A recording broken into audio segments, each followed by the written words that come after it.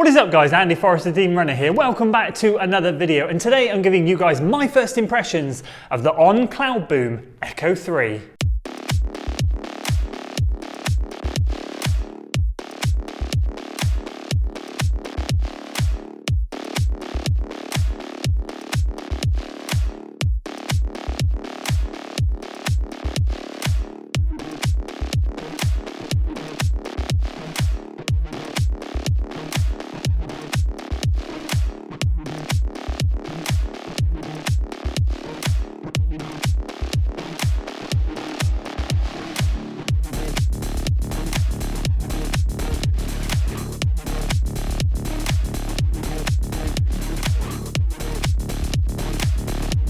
So this is my first ever On running shoe that I've tried, and what a way to try out the brand. Their super shoe, their racing shoe, the ON Cloudboom Echo 3. Today I'm going to be going through with you how I used it, what the session was, paces, that sort of thing, and then we're going to go through a technical overview before I give you guys my first impressions of the shoe. Before we do that, very quickly, a quick disclosure. This is a shoe that On Running sent to me for the purpose of review. However, they have no editorial control. They even said be as honest and brutal as you want with the shoe, and of course they're not going to see any of this feedback before you guys get to see it here on YouTube. So that is exactly what we're going to do, and we're going to dive straight in, and I'm going to tell you guys how I used it. So I kick-started the session off, bearing in mind this is the second session of the week, with a 6-minute tempo. That came in and around 5:34 per mile, and I'll put kilometre conversions on screen. I then moved into a set of 3 by 4 minutes with 90 seconds easy jog recovery, and I cut those down into the 5:20s, and then we went into 4 by 75 seconds, which ended up all being in the 5-teens. So I was able to cut the paces down and feel relatively good. I was then meant to finish off with a 6-minute tempo, which I did. However, that one, be honest with you, wasn't quite so great. It was the last 2 minutes uphill, but I really did run out of gas at that point.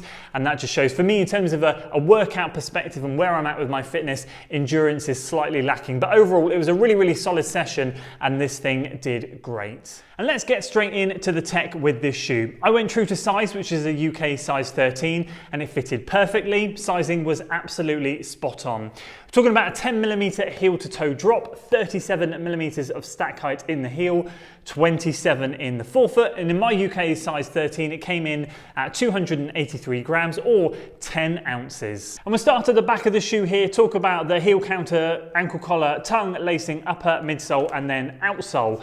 Let's start at the back, shall we? We've got a microfiber upper that runs all the way around, and in the heel counter here, we have a little bit of structure, which allows you to put your foot in, locks down nicely, and feels good. The heel counter is flexible, but it really does have a good bit of spring back. There's a bit of structure right here, you see? So if you follow my fingers there, just a nice bit up the back there, and then it just comes out the side here with a bit of overlay around there, just to give a little bit of something, so when you slip your heel in, it feels nice and controlled and locked in, and really good. In terms of like padding around the back, what we often see is a bumper padding that sits maybe a centimetre below the top of the upper and just runs around there. Well, this is built into the top of the upper, and I'd say that this is quite a low, quite a shallow heel counter area and ankle collar section anyway. So the padding around the top there works really, really nicely. I had no heel slippage, no ankle rub, nothing. It was really, really nice. The rest of the upper, as you can see, is very, very lightweight, very minimal. Few overlays here and there with the branding and some strips of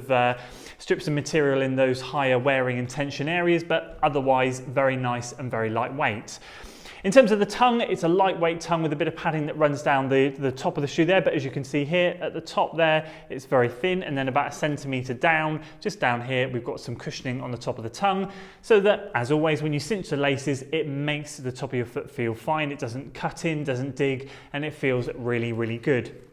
Lacing system's interesting. I use what I would class as the standard lacing system, but you can probably see here there's 2 extra eyelets on the outside of the shoe and 3 on the inside. I'm going to assume that if you want to relace the shoe and get a little bit more of a wrap feeling because the laces come out a little bit further, you can. I didn't feel I need to. A nice little addition there, I guess, for people that want to tinker with the lockdown, but overall this standard system worked well for me. The laces actually have tiny silicone dots on them so that when you do cinch them down, they stay locked in. It was a good feeling. they didn't come loose for me when I was running. The session, obviously, that I've just talked about was quite a fast session. So sometimes with some shoes, if the laces are a bit stretchy, the tension can be lost in the top of the foot. This didn't happen, so that was really, really nice. As I said, we talked about the upper, microfiber upper going all the way around. Very nice, very breathable. Yeah, loved it. Really hugging sensation. This is a shoe on the narrower side, I'd say, and it gave me Vaporfly version 1 vibes when I slip my foot into Vaporweave and it hugs the foot nicely. That's what this did. So again, that's a winner for me. In terms of the midsole, we have, I'm just going to check my notes here. I know it's Helion midsole, but it's Helion Hyperfoam. So this is their peak performance midsole for their super shoe, and it is wonderful. And do you know what it is? It is the closest midsole that I've found to Lightstrike Pro. I've never found another midsole that I can compare Lightstrike Pro to, which you find in Adidas running shoes, but this is pretty darn close. And if you watch the channel, you guys know how much I love that midsole, so this is an absolute winner for me. You get that responsiveness, that bounce back without the sinking in sensation, and for me that provides a fast, snappy, smooth transition through the gait cycle. We've got a carbon speedboard that runs through the shoe. You can see the cutouts there. We've got Cloud Tech. You know, in On shoes you've got the Cloud Tech, which are the cutouts in the midsole. Well, they're used minimally in this shoe, but there are some here and here, and you can see the carbon plate that runs at the forefoot there, and also a bit of a cutout at the back there, and that runs the full length of the shoe, providing that snap, that good feedback and that smooth transition. And then finally, rubber outsole placed in strategic high wearing areas, especially at the front there, and then at the back here as well, catering for all, what I would call all foot strikes, especially as it comes down the side here for a lot of us that land on the outside, roll through and push off on the big toe. And yeah, that's it for the tech. So my first impressions, how did I find the shoe? Well, it was a great session to be able to test it on, because ultimately what I wanted with the shoe, in any speed day shoe, is to be able to go through the gears, see what it can do, see how it handles getting faster and faster. Often with some shoes, you can kind of feel like you can't really go through the gears in it. It kind of feels like a bit of a one-trick pony. Well, this thing passed the test. It was really, really good. I was able to cut down the paces. Yep, in the last rep, in the last 6-minute tempo, I was flagging a bit, but that was me, not the shoe. As for the rest of the reps, I was able to cut things down, and it felt really, really good. I'm going to talk to you about what I really loved about this shoe, and then the main downside of the shoe, which will or will not bother some of you. And if you watch the Puma Deviate Nitro Elite video, you'll know exactly what I'm about to say. But in terms of everything else, comparing it to that shoe and other shoes, this thing really stands out from the crowd. In terms of the lockdown, I loved it. The little details in this shoe really make it special. So it is the things like the little silicone lines in the top of the insole there to hold your foot in steady and not slip around. It is the padding and the positioning around the heel counter there, and the lower heel counter in general. It is the lockdown with the laces that just didn't come loose. My foot felt secure from start to finish, and that is a really important thing, especially in a marathon racing shoe or a long distance racing shoe. So for me, that was a real standout. And the second big standout was the midsole. Oh, I'm so happy.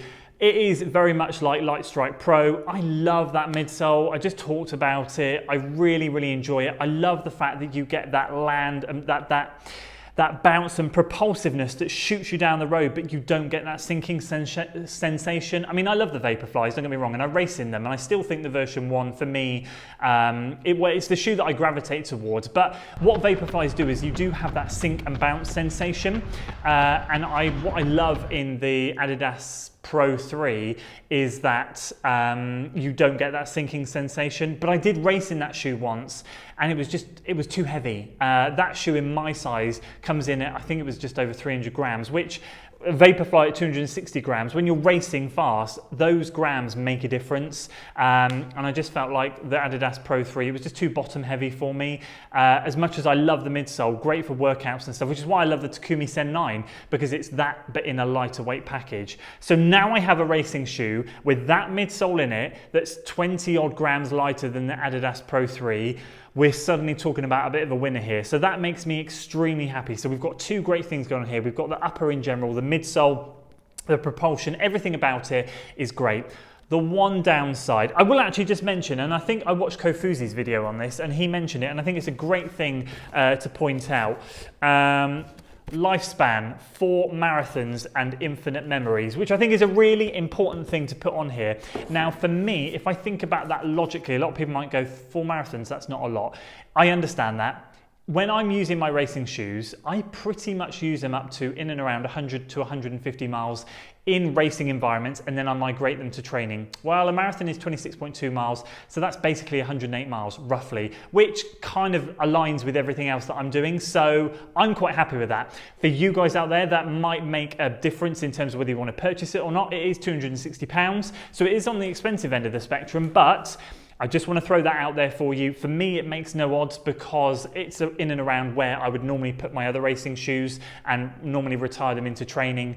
But for some people, they might want to try and get 150, 200, 250 miles out of their racing shoes, in which case, obviously, just bear that in mind. But the one, I think, downside with this shoe is the weight. I would love to see them just be able to shave off in future iterations another 10 grams, another 15 grams. Because for me, if I throw you some examples off the top of my head, with some racing shoes, we're talking about a Vaporfly version 3, I think it is in like 260 grams. I think version 1 is 255. It's in and around that area. Takumi Sen is in and around that 260. The Endorphin Pro 3 is 270 something. So this, and then the Puma Deviate Nitro Elite 2, that was 279. So this is 283. It's the third heaviest racing shoe that I own, behind the Alphafly version 1 and the Adidas Adios Pro 3. So I think over the course of a marathon, would that get into your mind? Would that play into your mind if you're used to running in something a bit lighter like a Vaporfly? I just don't know. Obviously, I'm not done that yet, so I'm not 100% sure. But I think to eliminate that factor, it would be great if they could just shave a little bit of weight off. I think they've done a great job in producing such a lightweight package, but I do feel that hopefully in future iterations, we could get another 10 to 15 grams off. And if you could pull it down, for me in my UK size 13, into the 260 range, then suddenly you're onto a winner. And if I'm honest with you, it would be a shoe that I would gravitate towards probably for most races. But at this stage, it's just a little bit heavier. Having said that, I do feel differently to it than I did the Puma Deviate Nitro 2, where even though they're pretty much the same weight, I didn't feel like a race in that one. This does feel like a good racer, and I'm pretty confident I'm going to race in the shoe at some point, and it'll be good to get it out in a racing environment and test it. I do feel like they've done a great job here, and I'm really, really excited to put some more speedier miles in it. Just overall, I know I've waffled a bit, but overall, this is fantastic. This is great. This is exactly what the brand needed to have a super shoe that really competed. I just would love to see it come down in weight slightly. So just wanted to throw that weight thing out there. I know for some of you it makes no difference at all, but I need to be honest. For me, it does make a difference, and I know for a lot of you guys, it makes a difference too.